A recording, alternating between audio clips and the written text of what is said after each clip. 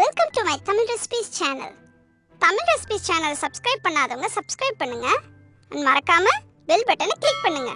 Okay, இன்னைக்கு என்ன ரெசிபின்னு பாப்போமா? வெள்ளை பூசணி அல்வா. செய்ய தேவையான பொருட்கள்: வெள்ளை பூசணி 1 கப் துருவியது, சர்க்கரை 1 கப், நெய் 1/2 கப், ஏலக்காய் தூள் 1/2 டீஸ்பூன், வறுத்த முந்திரி 10. எப்படி செய்யறதுன்னு பாப்போமா? துருவன பூசணிக்காய ஆவில வேக வச்சு எடுத்து வச்சுக்கோங்க. அப்புறம் ஒரு பாத்திரத்தை அடுப்புல வச்சு அதுல நம்ம வேக வச்சு வச்சிருக்க பூசணி துருவலையும் சர்க்கரையும் போட்டு நல்லா குக் பண்ணுங்க. சர்க்கரை நல்லா கரைஞ்சதும் அதுல நெய் சேர்த்து நல்லா மிக்ஸ் பண்ணுங்க.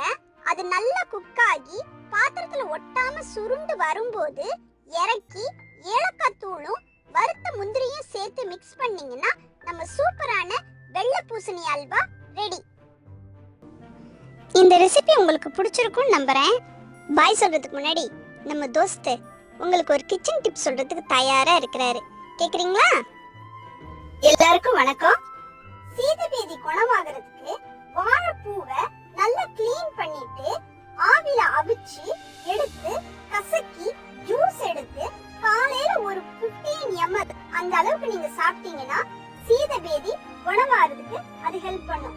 Thanks for watching this video friends. நாளைக்கு இன்னொரு ரெசிபியோட உங்களை சந்திக்கிறேன். ரெசிபியை உங்க இமேஜினேஷனுக்கு தகுந்த மாதிரி வேரியேஷன்ஸோட ட்ரை பண்ணி பாருங்க.